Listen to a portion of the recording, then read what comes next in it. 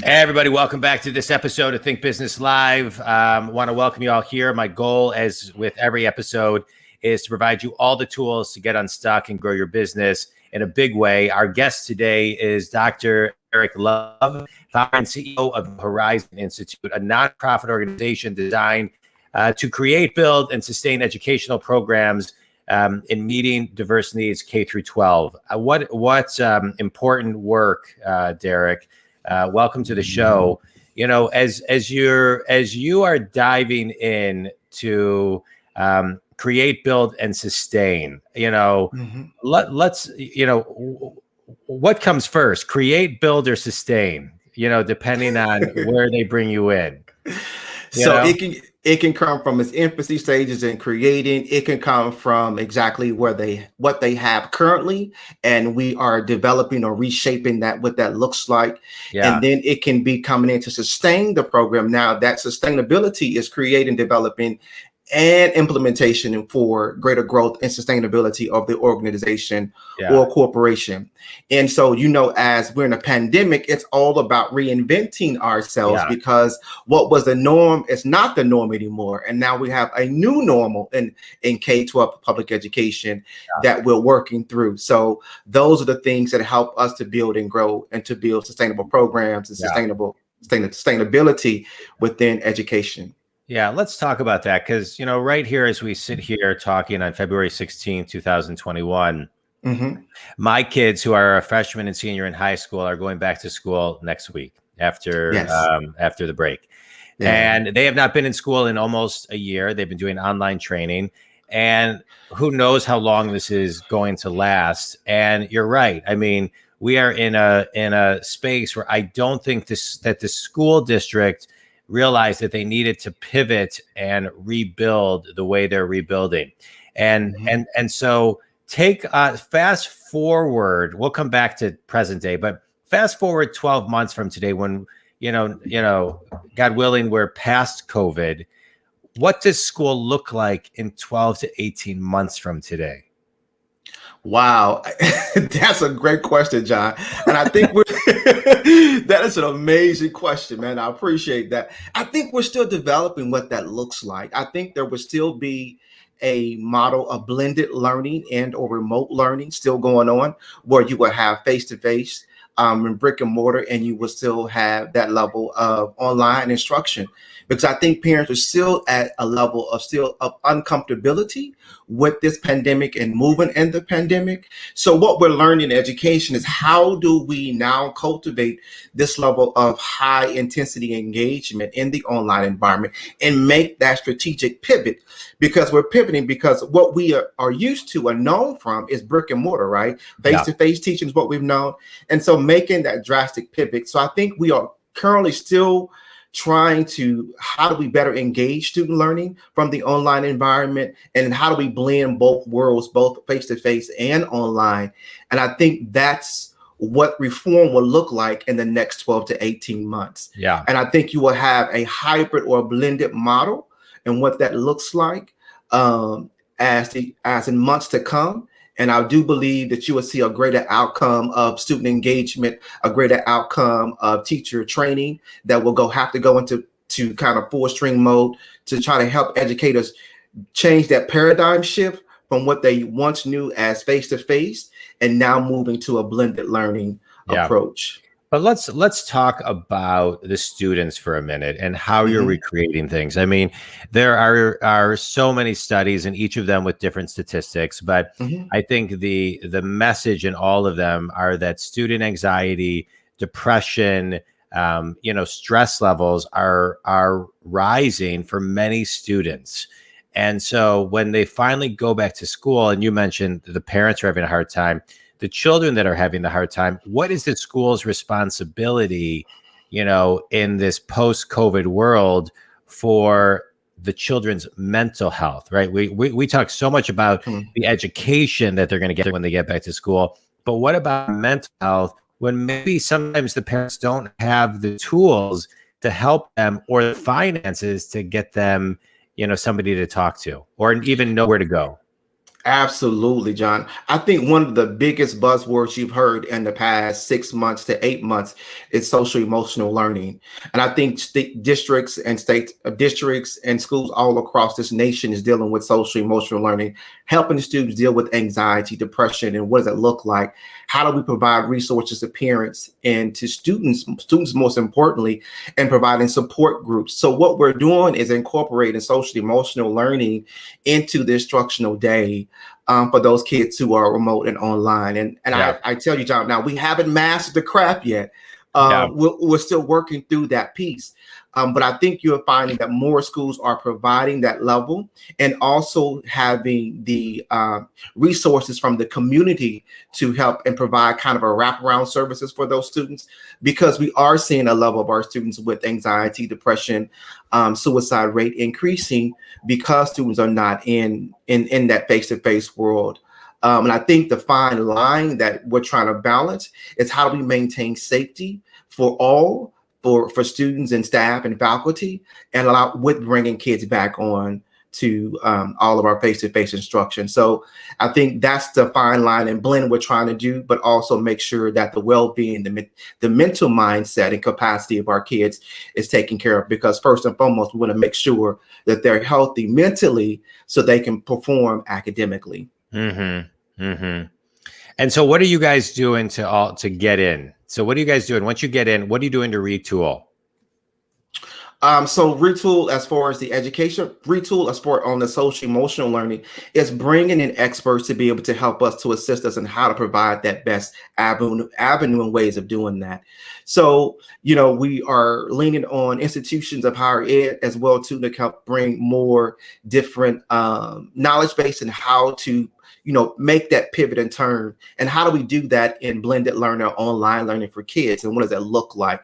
And so we're starting to do forums and more outreach as it relates to Zoom meetings. We're doing more outreach as it relates to, wellness checks and things of that magnitude, just to make sure that we're tapping into the students and our family needs. And then also with our families as well too, providing the breakfast and lunch, because, in this pandemic, some kids wouldn't have the ability to eat because the school was their place source to be able to get food. And so making sure that families are being fed, providing resources as it relates to where they can get utilities turned on and utility assistance, housing assistance. So we're providing all those additional resources for communities to ensure that we are definitely tapping into community and making sure that we're part of the solution and being a part of that process.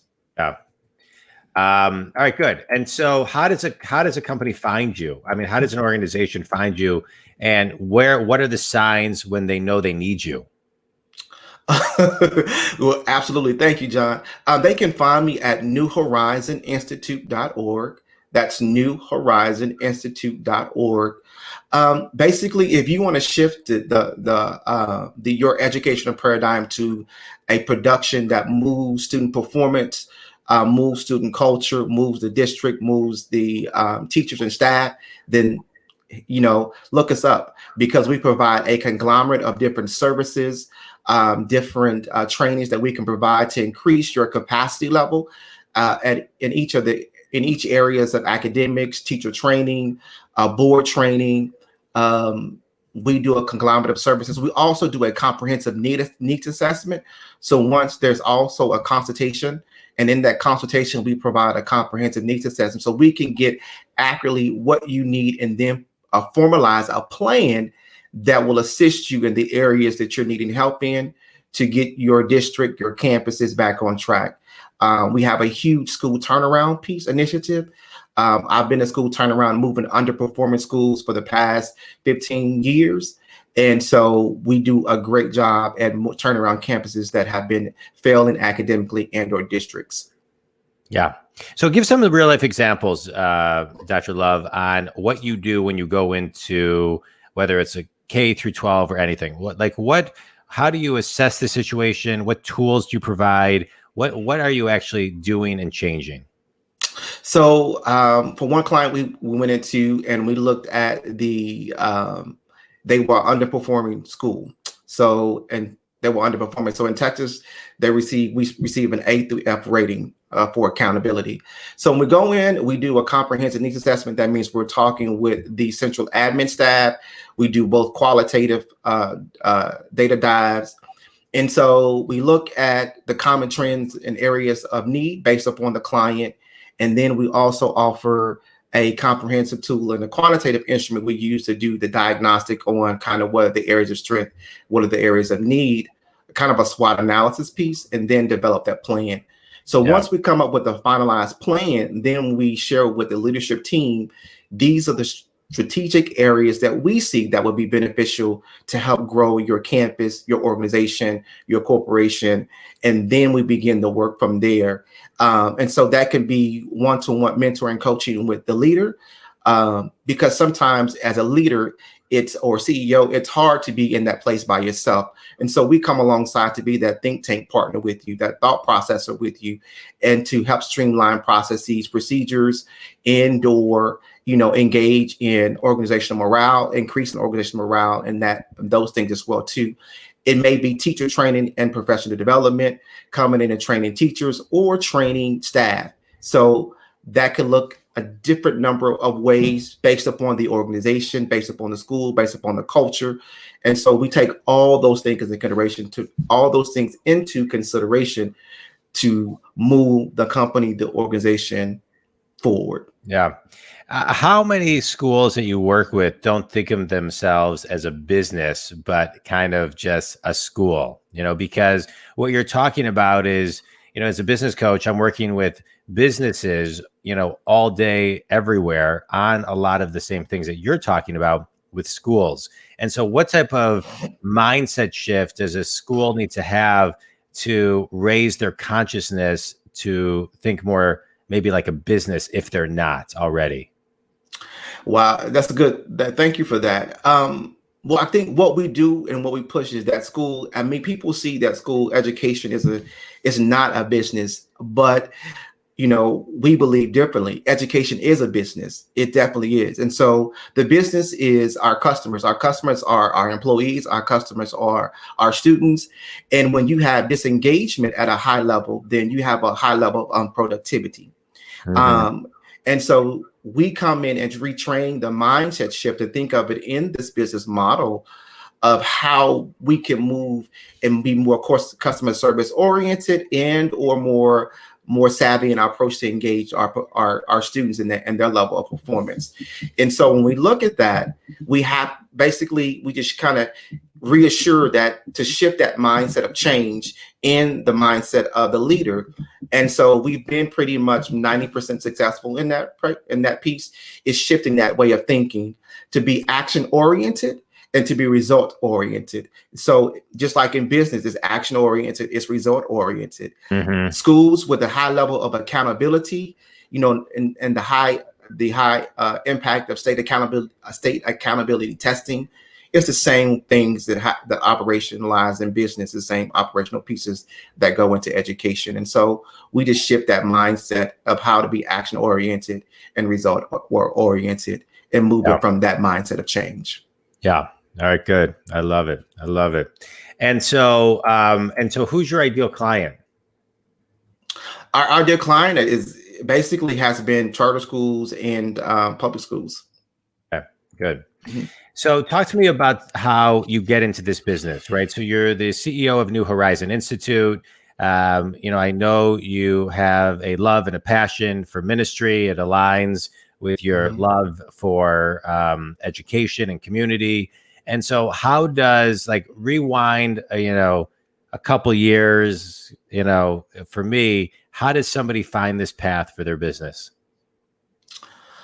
On me, it has been a faith journey. It's been a faith walk. How I blend both my love for ministry, which is one of my first loves, and my love for education is symmetrically aligns, and how I move and operate. So I use, when you think about my faith, it's based upon the same principles. So we're sowing into good seed and good ground.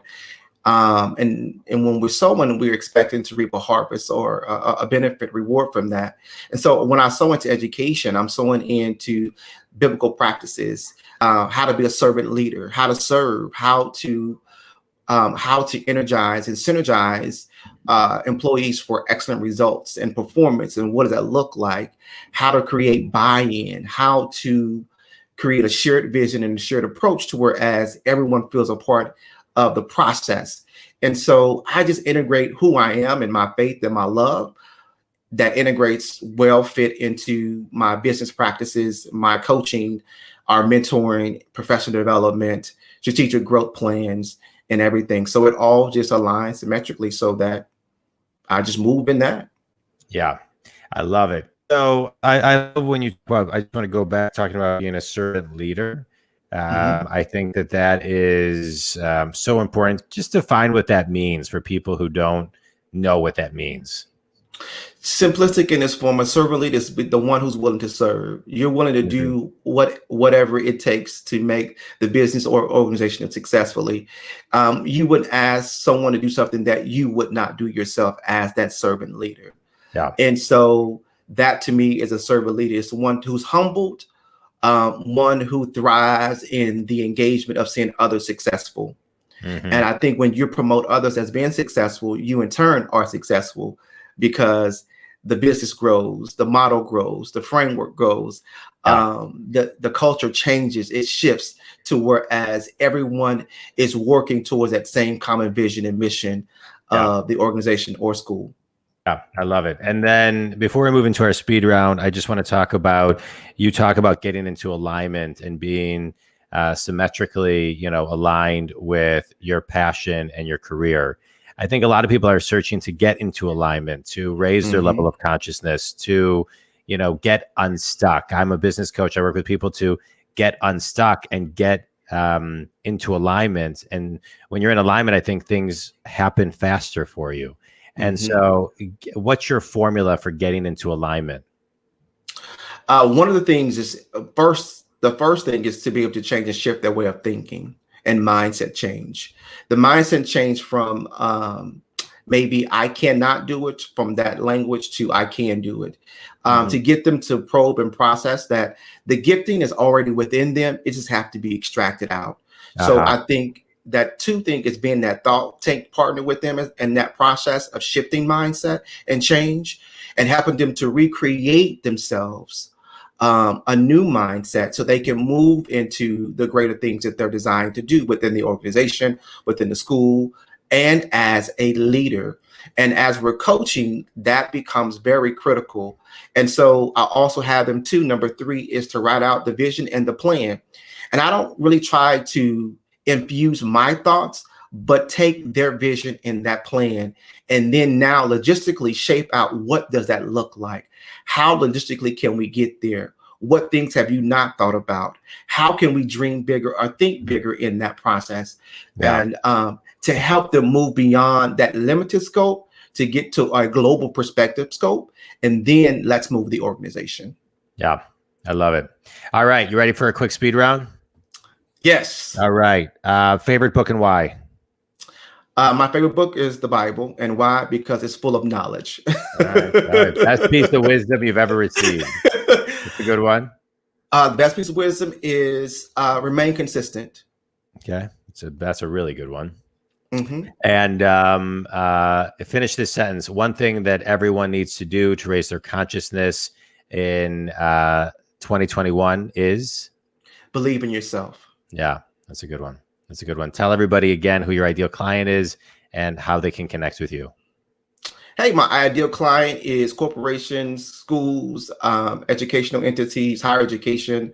You can find us at newhorizoninstitute.org. That's newhorizoninstitute.org. We look forward to serving you, to ensuring that your educational paradigm shifts to create the most profitable means and most productive means for your organization. Love it. I love it. All right. Well, I appreciate you being on the show today. I appreciate you sharing your thoughts. Education, I think, is one of the most important things for all of us as a parent and just in general, educating our children, keeping schools, innovative and ahead of real time, I think is so critical. I appreciate all the work that you do and everything that you shared today. Think community. If Dr. Derrick Love can help you, please reach out. Thanks so much. And Derrick, have an awesome rest of the day and appreciate your time. Dr. Derrick Love, CEO of New Horizon Institute. Thanks, everybody. Thank you.